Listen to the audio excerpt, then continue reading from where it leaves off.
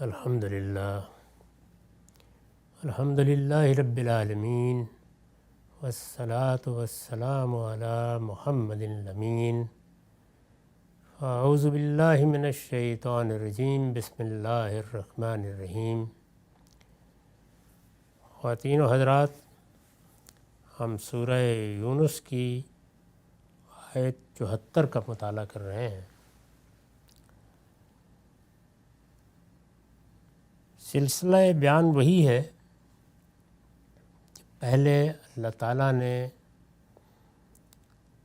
عمومی استدلال فرمایا جو انفس و آفاق سے ہوتا ہے۔ کسی جگہ آفاق کے دلائل کا غلبہ ہوگا، کسی جگہ انفسی دلائل کا۔ علم و عقل کے مسلمات بنائے استدلال بن جائیں گے، تنبیہ ہوگی، انذار ہوگا۔ اس کے بعد عام طریقے سے تاریخی استدلال شروع ہو جاتا ہے۔ اس سورہ میں بھی اسی طرح ہوا ہے۔ قرآن مجید میں یہ طریقہ متعدد صورتوں میں اختیار کیا گیا ہے۔ استدلال کے لحاظ سے انفسی اور آفاقی استدلال عالمگیر استدلال ہے۔ تاریخی استدلال کے لیے مخاطبین کی رعایت ضروری ہے، یعنی وہ اس تاریخ سے واقف ہوں، اس کو جانتے ہوں، جن بنیادی چیزوں کو بیان کیا جا رہا ہے وہ ان کے لیے ایک واقعے کی حیثیت رکھتے ہوں، یعنی وہ اسٹیبلشڈ ہسٹری ہو۔ تو یہ ساری چیزیں قرآن بھی ملحوظ رکھتا ہے۔ ہم نے سورہ میں اس حصے کی ابتدا کر دی تھی جہاں سے تاریخی استدلال شروع ہوتا ہے۔ اس میں سب سے پہلے نوح علیہ السلام کی دعوت بیان ہوئی ہے۔ میں نے عرض کیا تھا کہ یہی دعوت ہے جس میں پہلی مرتبہ انسانی تاریخ میں اللہ تعالیٰ کی عدالت کا ظہور ہوا۔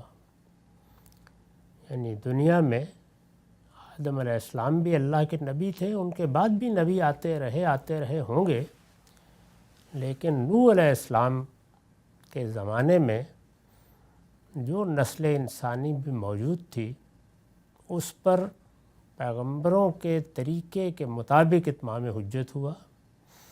اللہ تعالیٰ نے بتایا ہے کہ یہ صدیوں تک معاملہ چلتا رہا، یہاں تک کہ پھر اللہ کی عدالت ظاہر ہوئی اور وہ قوم غرقاب کر دی گئی۔ یہ واقعہ بیان ہوا ہے۔ اس میں ایک تعبیر آئی تھی کہ نوح علیہ السلام نے جب یہ محسوس کر لیا کہ اب یہ میری جان کے درپے ہیں، یہ میری بات نہیں سنیں گے، انہوں نے فیصلہ کر لیا ہے کہ یہ اب آخری قدم بھی اٹھا لیں گے۔ تو اس موقع پر انہوں نے جو کہا اس میں ایک جملہ یہ بھی تھا کہ ثم اقضوا الی ولا تنظرون۔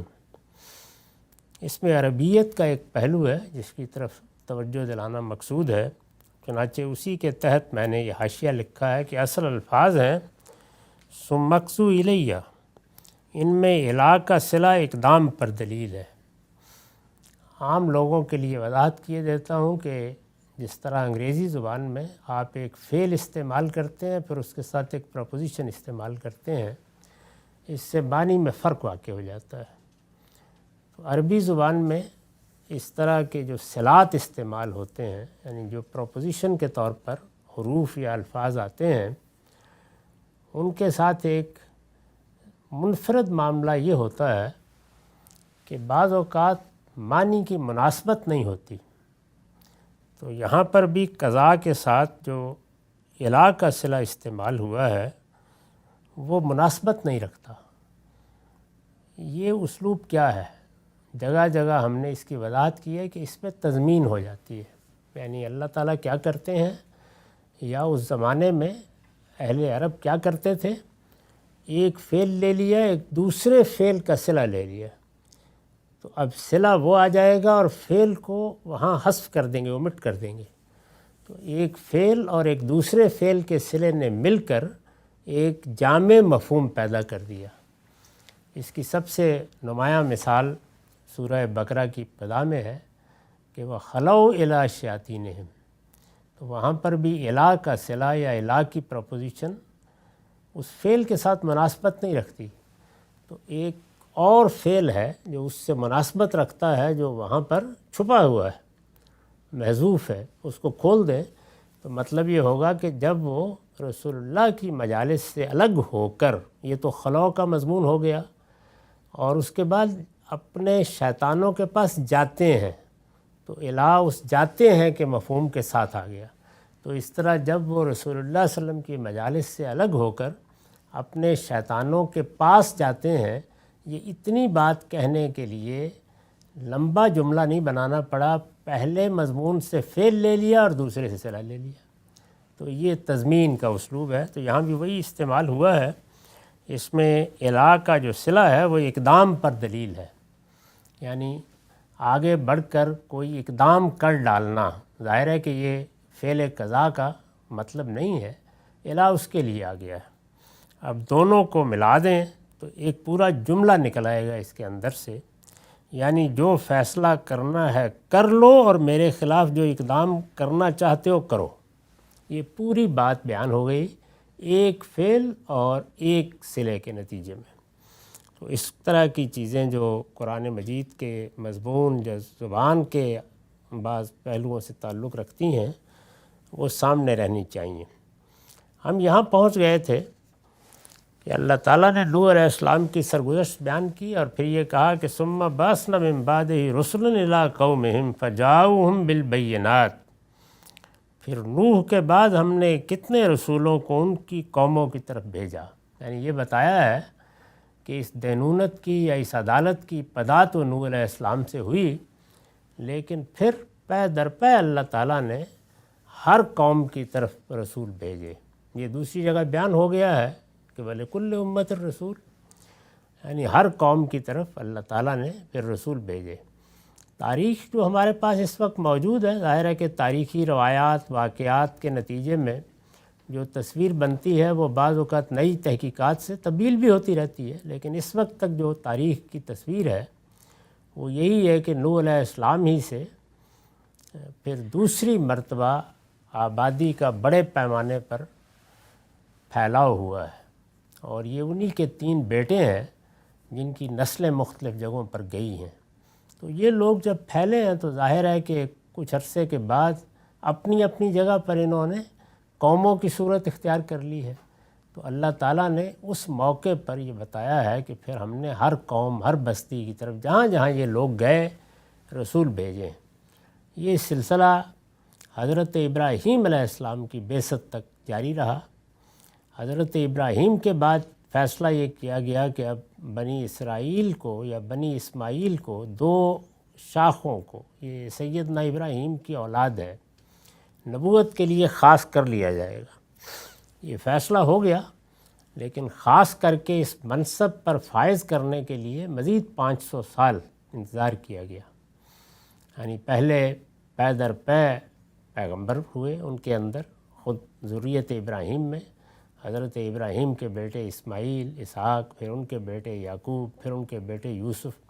تو اس طرح گویا پے در پے ایک نسل جس کو اب پیغمبری کی ذمہ داری ادا کرنی ہے اس کی تشکیل شروع ہوئی۔ پھر ان کو ایک لمبا عرصہ تک وہاں رہنا پڑا کیونکہ وہ مصر جا چکے تھے۔ موسیٰ علیہ السلام کی بعثت ہوئی تو اب اللہ تعالیٰ نے اس قوم کو یہ ذمہ داری دے دی۔ یہ قوم جب تک اس ذمہ داری کو اٹھانے کے لیے تیار نہیں ہوئی، جو سلسلہ پہلے چل رہا تھا وہ بھی چلتا رہا۔ تو یہ نبوت کی تاریخ ہے۔ تو یہاں یہ بتایا جا رہا ہے کہ نوح علیہ السلام کے بعد جو دور آیا اور جس میں ان کی اولاد مختلف جگہوں پر پھیلتی چلی گئی، جہاں جہاں اس نے مختلف قوموں کی صورت اختیار کر لی، یہ بھی ظاہر ہے ایک تمدنی عمل ہے۔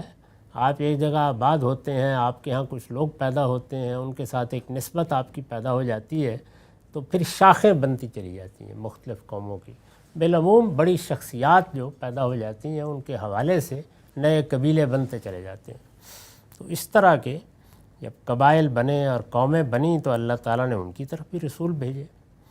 تو فرمایا کہ یہ سب رسول کھلی کھلی نشانیاں لے کر آئے۔ یعنی رسول جب بھی آئیں گے وہ بالبینات آئیں گے۔ بالبینات کا مطلب یہ ہے کہ وہ صرف بات ہی نہیں بتائیں گے، استدلال ہی نہیں کریں گے، بلکہ ایسی واضح نشانیاں لے کر آ جائیں گے جن سے یہ معلوم ہو جائے گا کہ ان کے ساتھ خدا کھڑا ہے، خدا کی مائیت کا ظہور ہوگا۔ اس کو مختلف صورتوں میں ادا کر سکتے ہیں۔ کبھی یہ مائیت کا ظہور معجزات کی شکل میں ہوتا ہے، کبھی اللہ تعالیٰ کی غیر معمولی نصرت کی شکل میں ہوتا ہے، یعنی غرض مختلف صورتیں ہیں جن میں یہ واضح ہو جاتا ہے کہ یہ شخص محض استدلال یا محض اپنی تحقیق یا اپنے فلسفے کو بیان کرنے کے لیے نہیں کھڑا ہوا، یہ خدا کی طرف سے کھڑا ہے۔ فرمایا کہ اس کا بھی نتیجہ یہ نہیں نکلا کہ اتنی واضح اور کھلی نشانیاں لے کر آئے تو لوگ مان لیتے۔ اس میں ایک بڑا غیر معمولی لفظ استعمال کیا ہے، فما کانوا لیؤمنوا بما کذبوا بہ من قبل، مگر جس چیز کو پہلے جھٹلا چکے تھے اسے پھر انہوں نے مان کر نہیں دیا۔ یعنی یہ انسان کے ساتھ ایک بڑی آفت لگی ہوئی، وہ جب کسی چیز کو ایک بار جھٹلا دیتا ہے تو پھر مسئلہ محض استدلال کا نہیں رہتا، پھر وہ اس کے لیے اس کی انانیت، اس کے قومی فخر، اس کی تہذیبی روایت کا مسئلہ بن جاتا ہے۔ اور جب مسئلہ یہ بن جاتا ہے تو پھر ایسے لگتا ہے کہ آپ کا استدلال ٹکرا کے کہیں اور چلا گیا ہے، یعنی وہ صحیح جگہ پر جاتا ہی نہیں، کیونکہ اس کو ریسیو کرنے کے لیے، اس کو وصول کرنے کے لیے دروازہ بند ہو جاتا ہے۔ اصل میں یہ جو دروازہ انسان اپنی ضد سے بند کرتا ہے، اسی کو قرآن دوسرے پہلوؤں سے ادا کرتا ہے کہ پھر اللہ نے ان کے اور پیغمبر کے درمیان ایک پردہ حائل کر دیا یا ان کے دلوں پر مہر کر دی۔ یہ ساری تعبیریں در حقیقت اسی طریقے کو واضح کرنے کے لیے قرآن نے استعمال کی ہیں۔ تو فرمایا مان کر نہیں دیا، اور اس کے بعد دیکھیے وہی بات کہی جو میں نے ابھی عرض کی کہ جب ایک مرتبہ پہلے جھٹلا دیا تو پھر ماننے کے لیے تیار نہیں ہوگے۔ کذالک نطبع علی قلوب المعتدین، ہم حد سے گزر جانے والوں کے دلوں پر اسی طرح مہر کر دیا کرتے ہیں۔ یعنی یہ مہر اس طرح ہوتی ہے کہ اللہ تعالیٰ موقع دیتا ہے، استدلال میں غلطی ہو رہی ہے تو 10 سال پیغمبر سے یا کسی مسئلے سے بحث کرتے رہیے، کوئی فرق نہیں پڑے گا، اللہ تعالیٰ کی رحمت متوجہ رہتی ہے۔ لیکن استدلال ختم ہو جائے اور ضد اور ہٹ درمی آ جائے تو پھر مہر لگتی ہے۔ تو اس کو یہاں واضح کیا کہ یہ ہوا ہے ان قوموں کے ساتھ، یہ ایسا نہیں ہے کہ ہم نے کوئی ظلم کیا۔ دوسری جگہوں پر آپ دیکھیں گے کہ اسی طرح کے مضمون کے بعد یہ آیت آئے گی، ہم نے ان پر کوئی ظلم نہیں کیا، وہ خود اپنے اوپر ظلم ڈالنے والے بنے۔ یعنی یوں نہیں ہے کہ وہ تو بات سمجھ رہے تھے، سمجھنا چاہ رہے تھے، اللہ تعالیٰ نے سزا دے دی۔ تو فرمایا نہیں، ہم یہ کبھی نہیں کرتے، یہ جب ضد پر آ جاتے ہیں تو پھر یہ ہوتا ہے۔ ثم بعثنا من بعدهم موسیٰ وہارون الی فرعون وملئہ، اجمال کے ساتھ ان سب قوموں کا حوالہ دے دیا۔ یعنی نوح علیہ السلام کے ذریعے سے پہلی دینونت برپا ہوئی، وہ کم و بیش یہ جو علاقہ ہے اس میں ایک لمبے عرصے تک سب لوگوں کے ہاں ایک مسلمہ تاریخی حقیقت بنی رہی ہے۔ یعنی جس علاقے میں یہ سیلاب آیا، جس علاقے میں یہ قوم غرقاب ہوئی اور ان کی نسلیں پھر وہاں پھیلیں، تو وہاں اس کی روایت موجود رہی ہے۔ تو اس لیے سب سے پہلے قرآن مجید اسی کا حوالہ دیتا ہے۔ میں نے عرض کیا کہ اس کے بعد جہاں جہاں یہ لوگ پھیلے تو ان کی قوموں کی طرف اللہ تعالیٰ نے رسول بھیجے، اس کا ذکر ہو گیا۔ اس کے بعد دوسرا دور، یعنی دوسرا دور جب سیدنا ابراہیم کے بعد اب ذریت ابراہیم کو اٹھایا جا رہا ہے، تو اس میں قرآن مختلف جگہوں سے پھر اس کا ذکر شروع کر دیتا ہے۔ یہاں موسیٰ علیہ السلام سے کیا اس لیے کہ وہی موقع ہے کہ جب یہ اس منصب پر فائز کر کے ذمہ داری پوری کرنے کے لیے مبعوث ہوئے، تو رسولوں کا ذکر کیا اور پھر کہا کہ ثم بعثنا من بعدهم موسیٰ وہارون الی فرعون وملئہ بآیاتنا، ان کے بعد پھر ہم نے موسیٰ اور ہارون کو اپنی نشانیوں کے ساتھ فرعون اور اس کے سرداروں کی طرف بھیجا۔ یہ اوپر جو بات بیان ہو رہی تھی ضد اور ہٹ درمی کی، اس پر یہ ایک حاشیہ ہے، یہ بھی سن لیجئے۔ میں نے لکھا یہ اسی سنت الہی کی طرف اشارہ ہے جس کی روح سے کوئی شخص حق کے مقابلے میں سرکشی اختیار کرتا اور جانتے بوجھتے اسے ماننے سے انکار کر دیتا ہے۔ یہ وہ چیز ہے کہ جس سے اللہ کی پناہ مانگنی چاہیے۔ انکار کر دیتا ہے تو اللہ تعالیٰ کی طرف سے اسے مہلت دی جاتی ہے، پھر اس مہلت سے وہ اگر فائدہ اٹھانے کے لیے تیار نہیں ہوتا تو اس جرم کی پاداش میں اس کے دل و دماغ پر مہر کر دی جاتی ہے تاکہ وہ قبول حق کی سعادت سے ہمیشہ کے لیے محروم ہو جائے، یعنی اللہ تعالیٰ کی طرف سے سزا دی جاتی ہے۔ اسی کو مہر لگانے سے قرآن تعبیر کرتا ہے۔ تو فرمایا کہ ان کے بعد پھر ہم نے موسیٰ اور ہارون کو اپنی نشانیوں کے ساتھ فرعون اور اس کے سرداروں کی طرف بھیجا، الی فرعون و ملئہ بے آیاتنا۔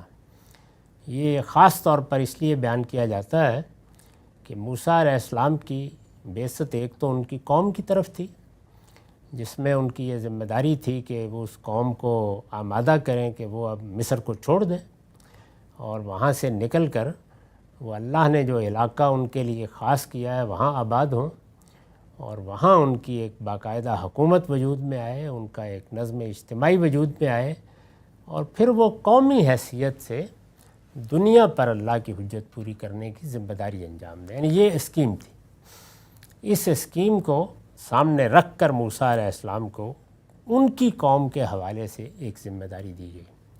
دوسری جانب صورتحال یہ تھی کہ قوم کہیں باہر نہیں بیٹھی ہوئی تھی، وہاں وہ فرعون کی بادشاہی میں تھی، اور فرعون کی بادشاہی میں ان کو بالکل غلام بنا کے رکھا گیا تھا، وہ بیگار میں پکڑے ہوئے لوگ ہیں۔ یہ صورت ہو گئی تھی۔ یوسف علیہ السلام کے زمانے میں ان کے خاندان جب آئے حضرت یعقوب کی قیادت میں تو کیا شان سے آئے، لیکن 500-550 سال گزرے تو اس میں یہ غلامی میں چلے گئے، اور دوسری قوموں کی حکومت ایسے قائم ہوئی، وہاں کے وہ فرائض بھی تبدیل ہو گئے، حکمران بھی تبدیل ہو گئے۔ تو اس وجہ سے اب یہ ضروری تھا کہ فرعون سے ان کو اجازت دلوائی جائے کہ وہ جا سکیں، اور خدا کا پیغمبر بس اجازت ہی تو نہیں دلوائے گا، دعوت بھی دے گا۔ تو اللہ تعالیٰ نے سیدنا موسیٰ علیہ السلام کو فرعون اور اس کے سرداروں کی طرف مبعوث کیا، قبطی قوم کی طرف بعثت نہیں ہوئی حضرت موسیٰ علیہ السلام کی، یعنی مصری قوم اس کو مخاطب نہیں بنایا گیا۔ ضمناً دعوت پہنچے گی، وہ بھی قبول کریں گے، لیکن بعثت کن کی طرف ہوئی؟ الی فرعون و ملئہ۔ ہر جگہ قرآن اس کی تصریح کرے گا، صرف انہی پر ان کو حجت پوری کرنی تھی، اور اگر وہ مانتے تو سرفرازی بھی انہی کو ملنی تھی، اور اگر انہوں نے انکار کیا تو عذاب بھی انہی پر آنا تھا۔ یعنی وہاں مخاطبین کوئی باقاعدہ پوری قوم نہیں ہے، بلکہ فرعون اور اس کے سردار ہیں۔ ان کے بعد پھر ہم نے موسیٰ اور ہارون کو اپنی نشانیوں کے ساتھ فرعون اور اس کے سرداروں کی طرف بھیجا۔ فرمایا فاستکبروا وکانوا قوما مجرمین، تو وہ بھی اکڑ بیٹھے، یعنی جس طرح اس سے پہلی قومیں اکڑ بیٹھی ہیں۔ اب دیکھیے یہاں پر بھی وہی لفظ استعمال کیا کہ ضد، ہٹ درمی اور انانیت غلبہ پا گئی۔ وہ بھی استدلال کے لیے تیار نہیں ہوئے، سمجھنے سمجھانے کے لیے تیار نہیں ہوئے، اکڑ بیٹھے۔ اور فرمایا وَكَانُوا قَوْمًا مُجْرِمِينَ، کون لوگ اکڑا کرتے ہیں؟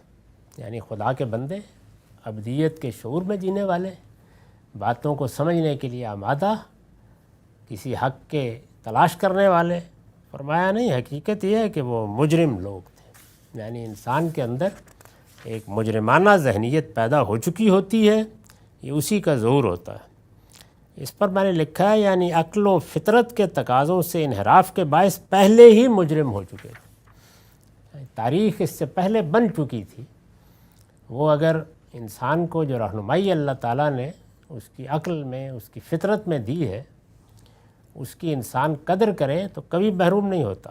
لیکن اللہ تعالیٰ نے اپنا جو قانون بتایا ہے، ہدایت کا قانون، وہ جگہ جگہ یہی بتایا ہے کہ جو میں نے ہدایت تمہاری فطرت میں دی ہے، اور جس کتاب فطرت کو پڑھنے کے لیے تمہیں عقل جیسی نعمت دی ہے، اس کو تم استعمال نہیں کرو گے، پیغمبروں کی ہدایت سے سرفراز نہیں ہو سکتے۔ یعنی پہلے اس کا صحیح قدردان ہونا چاہیے تمہیں۔ جو لوگ اس کے قدردان ہیں انہی کو اللہ یہ توفیق دیتا ہے کہ پھر وہ پیغمبروں کی ہدایت کو بھی سنتے، مانتے اور سمجھتے ہیں۔ اس کی طرف اشارہ ہے کہ حقیقت یہ ہے کہ وہ مجرم لوگ تھے۔ فلما جاءهم الحق من عندنا قالوا ان هذا لسحر مبین، تو رد عمل کیا ہونا تھا؟ رد عمل یہی کہ بات پر غور نہیں ہوگا، بات زیر بحث نہیں آئے گی، سمجھنے اور سمجھانے کا عمل نہیں ہوگا، بلکہ گریز اور فرار کے طریقے اختیار کیے جائیں گے۔ پہلے مرحلے میں گریز و فرار، دوسرے مرحلے میں شدت، اور پھر کبھی کبھی وہ اقدام بھی کہ جس میں لوگ کسی داعی حق کا خاتمہ کر دینے کے درپے ہو جاتے ہیں۔ تینوں ہی مراحل گزرتے ہیں۔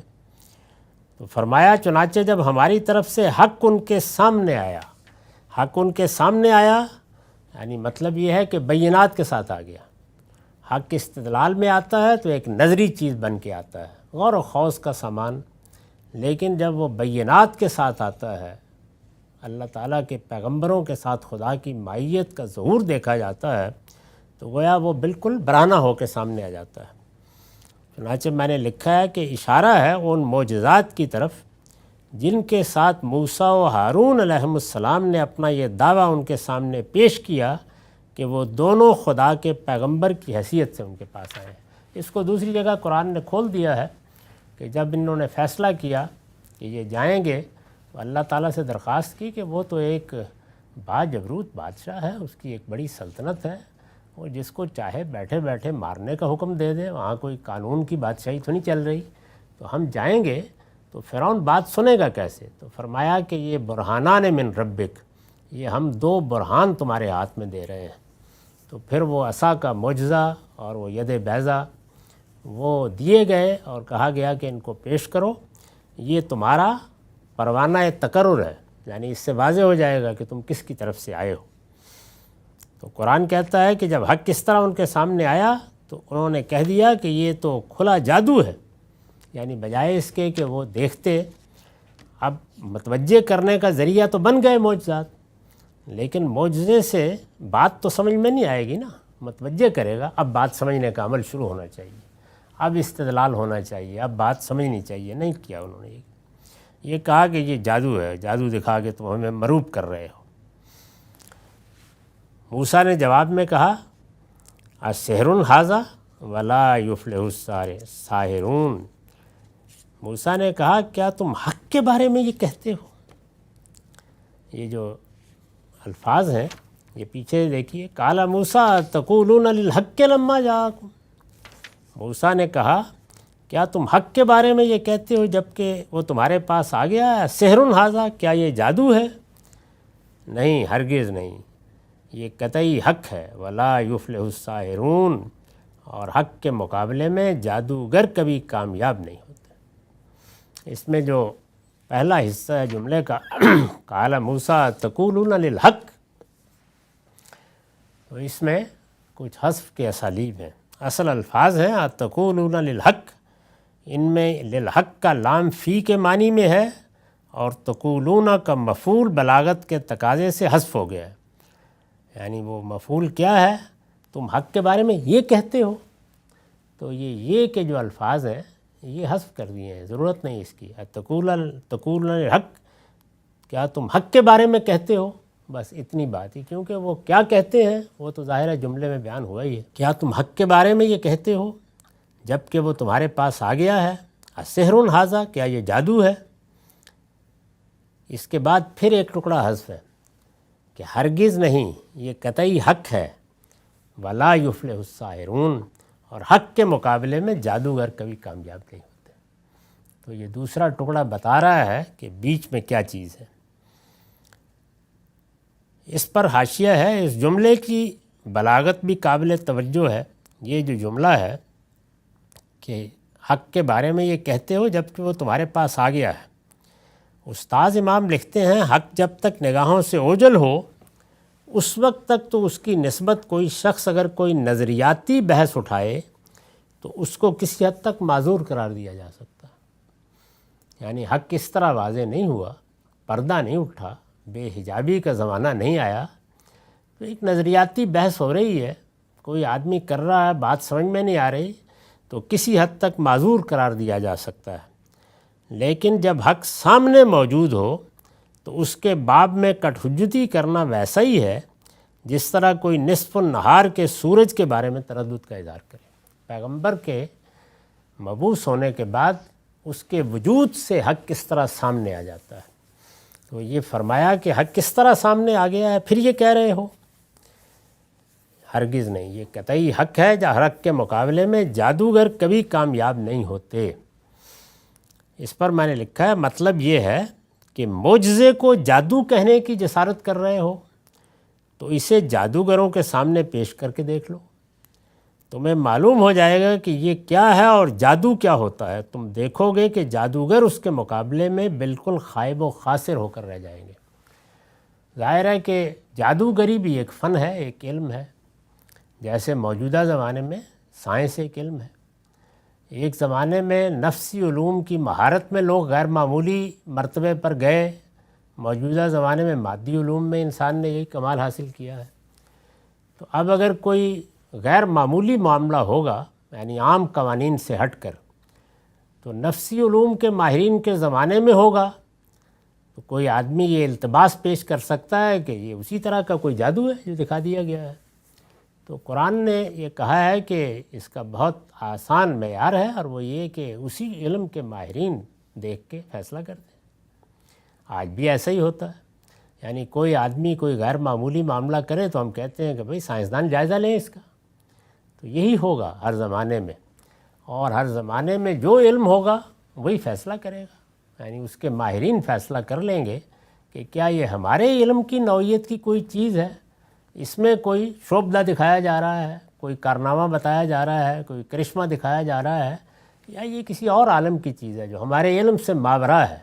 تو اس کا فیصلہ دیکھنے والوں کے لیے تو التباس کا باعث بن سکتا ہے، لیکن اس علم کے ماہرین کے لیے نہیں بنتا، وہ اس کو کھول کر رکھ دیتے ہیں۔ یہی یہاں پر بھی کیا گیا، تو فرمایا کہ یہ کر کے دیکھ لو۔ حق کے مقابلے میں جادوگر کبھی کامیاب نہیں ہوتے، یعنی جب اس طریقے کی چیز سامنے آ جاتی ہے جو خدائی پس منظر رکھتی ہے، تو اس کے مقابلے میں جو موجود علم ہوتا ہے وہ کبھی برتری حاصل نہیں کر سکتا۔ یہ اصول بیان کیا ہے، یعنی جادوگر کبھی کامیاب نہیں ہوتے۔ عام حالات میں تو وہ اپنے کارنامے دکھا رہے ہوتے ہیں، سائنس بھی دکھا رہی ہے، لیکن اگر خدائی مداخلت ہو گئی ہے کسی موقع پر تو پھر جو اس وقت کا علم ہے وہ عاجزی کے مقام پر کھڑا ہو جائے گا، یعنی کوئی چارہ نہیں ہوگا اس کے سوا، اور یہی در حقیقت التباس کا پردہ ہٹا دینے کا باعث بنے گا، واضح ہو جائے گی بات۔ تو اس کو یہاں ایک جملے میں بیان کر دیا ہے کہ وَلَا يُفْلِحُ السَّاحِرُونَ، یہ قطعی حق ہے۔ تم نے اس کو جادو کہا تو پھر مقابلہ کر کے دیکھ لو، ان کو بلا کے دیکھ لو، حق کے مقابلے میں جادوگر کبھی کامیاب نہیں ہوں گے، یعنی یہ فیصلہ ہو جائے گا اس کے بعد۔ قَالُوا أَجِئْتَنَا لِتَلْفِتَنَا عَمَّا وَجَدْنَا عَلَيْهِ آبَاءَنَا وَتَكُونَ لَكُمُ الْكِبْرِيَاءُ فِي الْأَرْضِ وَمَا نَحْنُ لَكُمَا بِمُؤْمِنِينَ۔ انہوں نے جواب دیا، کیا تم ہمارے پاس اس لیے آئے ہو کہ ہمیں اس طریقے سے پھیر دو جس پر ہم نے اپنے باپ دادا کو پایا ہے، اور اس ملک میں تم دونوں کی بڑائی قائم ہو جائے؟ یعنی یہ مقصد ہے، آئے ہو اس لیے آئے ہو کہ ہماری روایات تہس نہس کر دو، ہمیں اپنے آباء کے طریقے سے ہٹا دو۔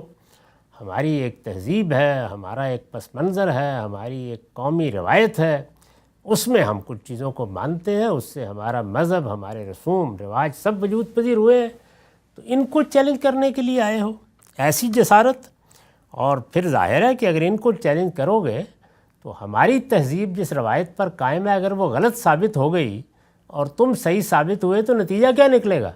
یعنی بڑائی تمہاری ثابت ہو جائے گی، پھر ظاہر ہے کہ تم ہی بڑے ہوگے اور لوگ تمہاری پیروی پر مجبور ہو جائیں گے۔ تو یہ گویا اپنا اقتدار قائم کرنے کے لیے تم نے طریقہ اختیار کیا، اس لیے آئے ہو۔ تو فرمایا کہ جواب یہ دیا گیا، یعنی پہلے کہا گیا کہ یہ جادو ہے، اس کے بعد یہی ہوتا ہے کہ پھر نیت اور محرکات طے کیے جاتے ہیں، یعنی ہمیشہ یہی ہوتا ہے۔